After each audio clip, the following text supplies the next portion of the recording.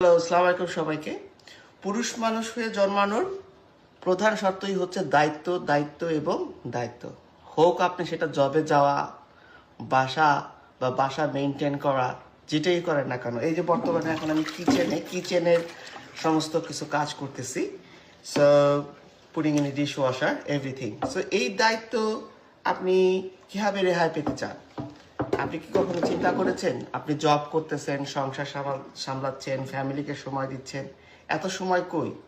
কিন্তু যদি একটা ডিজিটাল বিজনেসের মাধ্যমে আপনি আপনার সময়কে 1 থেকে 2 ঘন্টা সময় দিয়ে বিজনেসটা রান করে এখান থেকে ফিনান্সিয়াল একটা ফ্রিডম নিয়ে বাকি সময়টুকু আপনি আপনার ফ্যামিলির সাথে স্পেন্ড করতে পারেন, এর থেকে ভালো আর কি হতে পারে?